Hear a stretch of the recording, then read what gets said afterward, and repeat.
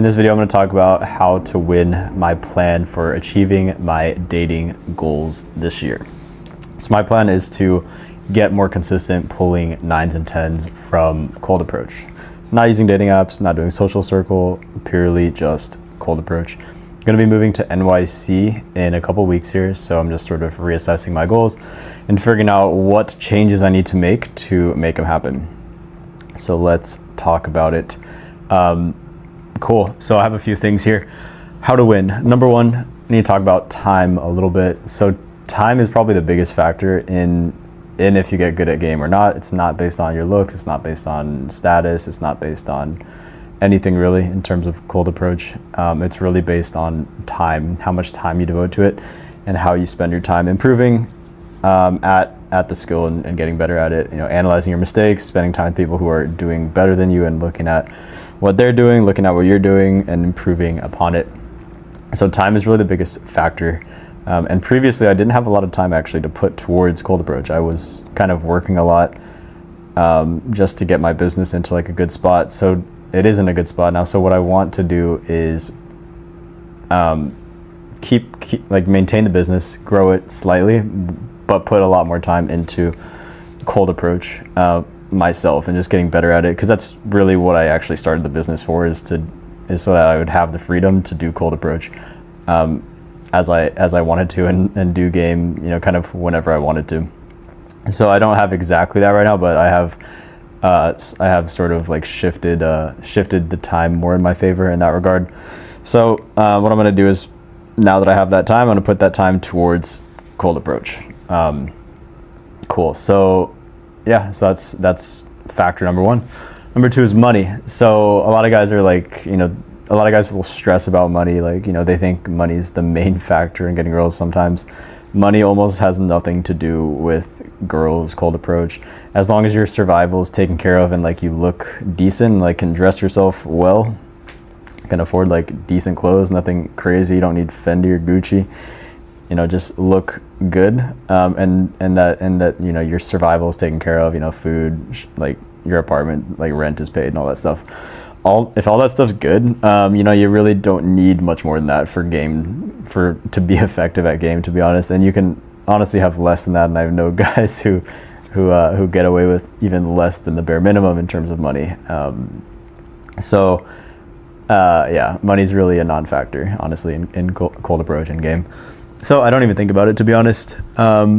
Logistics. So cool. Logistics are kind of important. You don't need perfect logistics. I know tons of guys who are great at game and their logistics honestly suck. They'll pull to, you know, girls' houses. They'll get it done in different ways.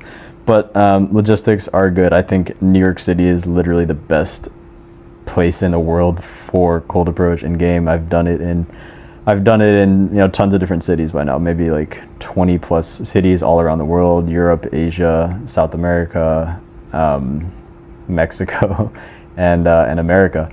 And I think New York City is by far the best place for especially English speakers. If you speak English, you want to be, you know, somewhere where there's English. I'll touch on that in a second, but New York City is by far the best place in my opinion. It's walkable, you know, everything's close by. There's tons of hot girls almost everywhere you look. So it's literally like cold approach. It's like GTA for cold approach. It's like an actual video game. So it's amazing.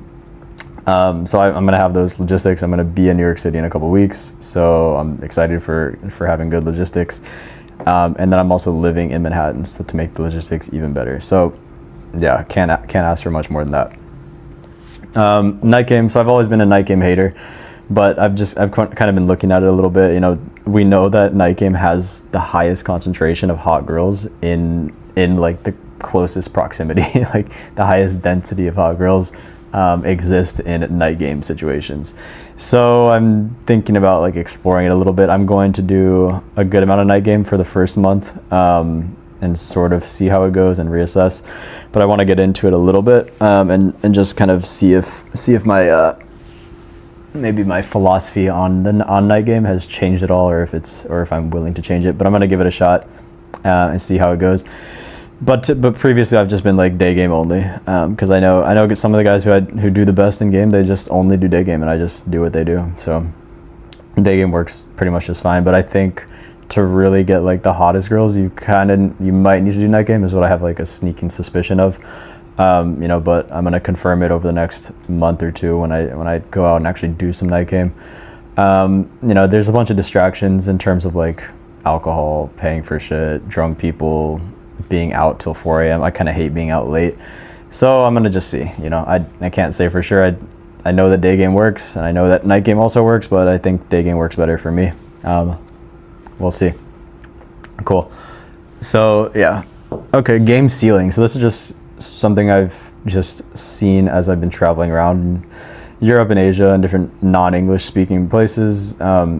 Your game as an English speaker, if you're watching this video, is probably an English speaker mainly, but your game is always going to be at the highest possible level where when you can speak fluently, because game is communication, right? And the higher level and the more advanced your communication is, the more advanced your game can be, because the more clearly you can communicate, the better you can communicate, and like the faster you can convey value in different ways, be funnier, all the jokes make sense, everything's fluent, right? The communication is very good in your native language, whereas if you're in like a place where you speak a non-English place, if you're a native speaker, it's a lot more difficult to like make jokes or escalate or frame things well or open or just be subtle with your communication, because a lot of game is about subtlety as well, and it's difficult to convey all the right things when you're when it's just not a fluent language of yours. So for English speakers, our highest level of game can be played pretty much only in English speaking countries. So that's why I'm excited for New York City. If you live in a non-English speaking place, it's definitely still possible. But